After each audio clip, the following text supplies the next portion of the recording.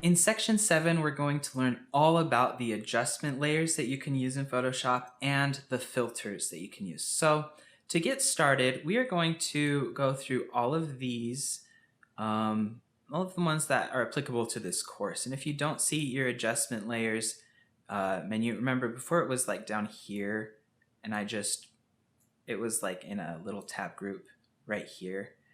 I just moved it up here because I think it's easier to use that way, but you can have it wherever you want. If you don't see it here, just go to Window, Adjustments,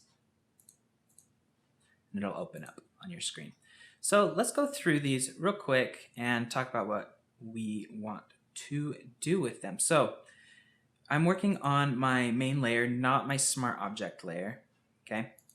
And we have here, let's just go through these and talk about what they do. So brightness and contrast. If we click on here, it is basically one of the most simple adjustment layers you can add to a layer. You can increase the brightness and you can increase or decrease the contrast of your layer.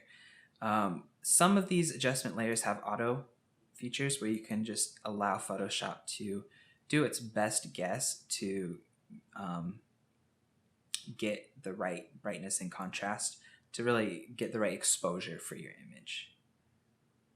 So that's brightness and contrast. We'll delete that. When you add a new adjustment layer, you have your adjustment layer properties. And usually these will show up around here. Again, I have that panel moved over here. But down here, you have some options. So you can clip it to the layer beneath. You can turn on the visibility of that layer. Then you can also delete it right here. All right, next we have levels. So levels is extremely useful if you're trying to adjust or correct exposure. So you can bring your darks down. Basically, this upper area of the panel will adjust your lights and darks and midtones. So you can move them around and adjust them how you want. And when you move it inward, this is telling Photoshop, this is my white point. So right here, it's at the normal spot. And in here, you can see a histogram of your actual image. So right here, if I bring the whites here, I'm saying that this is the new white spot. And so it makes everything look brighter because I'm saying everything above this is just pure white, and everything up to this, it kind of changes the scale of the black to white values.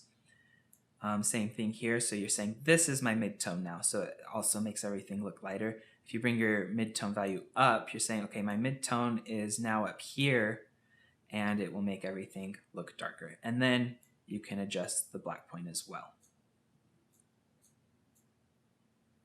This kind of does the opposite. This is your output levels, and you're saying, okay, my blacks are only going to get that dark right here. So that everything that's black will only get black to that point. You can do that with the whites as well. And it basically removes contrast from your image. This also has an auto feature, just like that. So we'll delete that. The next one we want to talk about is curves. We've used this a lot already, but remember, curves is similar to levels, but you can get more specific with where you're adjusting, so it doesn't just have your dark, light points and midtones. You can really add whatever you want and adjust it that way. And whatever tone you're adjusting will affect the other areas based on that curve you've made.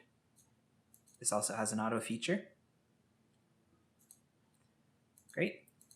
And then we'll talk about exposure. Exposure is really simple, and usually you'll make this adjustment if you're using Lightroom or Camera Raw already, but you can just bring up the exposure, offset, so play with the black values again, and it's really simple. It just lightens up your whole image as if you had taken it at a lighter exposure. Then we have vibrance. Vibrance can be really fun to use depending on the style of photography you're doing. If you bring up vibrance, it won't clip the colors even if they're extremely saturated. So let's look at the reds right here on this lipstick I added to myself. If I bring the vibrance up, it's adding a lot of saturation, but it's not clipping the colors and it's not looking blown out. If I bring the vibrance back down and I bring the saturation up, you can see that it's really blown out here. So vibrance and saturation work differently, even though their goal is to do the same thing. Saturation won't pay attention to clipping the colors or getting them too blown out, and vibrance will just try to estimate, basically compute to do a better job at getting that result. I'll usually use vibrance over saturation. Next, we have our hue saturation adjustment. This one is a little more complex because you can adjust your image as a whole. Right here you can select master, and that will affect all of the colors within your image. You can change the hue values of them, bring the saturation up or down, change the lightness. And this serves to reset what you've changed. Or you can target specific color tones within your image. So if I want to bring up the reds and make them more saturated, you can see that it's just affecting the red tones within my image. I can bring the lightness of the reds down or up. I could do that with all of the colors. So we'll go to blues, bring up the saturation of my blues. You can see the changes in the jacket right here. I can change the tone of the blues, or the hue value of the blues, like that. So that's really fun if you want to change the color of an object in Photoshop. This is a really fast and easy way to go ahead and do that. So with these adjustment layers, let's go ahead and make some changes. I'm gonna go take off that lipstick. It looks awesome, but I don't know. So remember, if you want changes to take place from a smart object to your main composition, you have to save the smart object. Okay, so we'll click here. Now the lipstick is gone.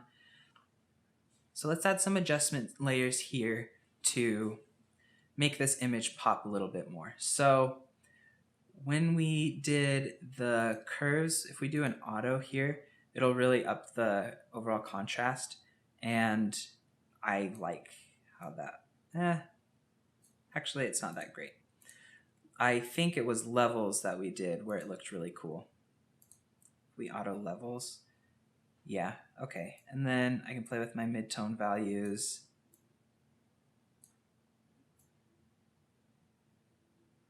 Just want to make the overall picture look a little more dramatic. And we'll go to vibrance and add quite a bit of vibrance to the image.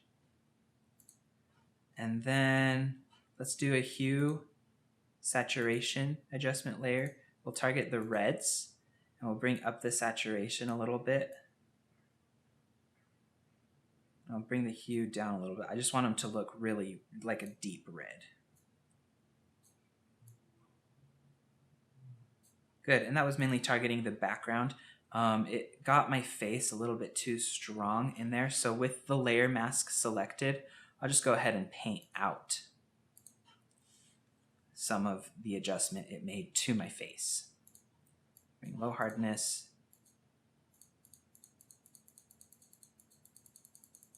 There. Now my face looks a little too green, so I'll undo that and I'll paint out at a lower opacity with my brush. So I'll bring the opacity of the brush down near 30 and kind of do the same thing. But now it's not as extreme.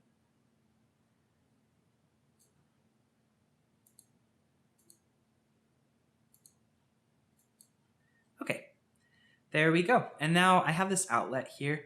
I don't want that in my picture, so we'll just go ahead and crop it right now. I want to do a 1:1 crop. Just drag myself where I want to be in here. Good. And now we don't have to worry about that.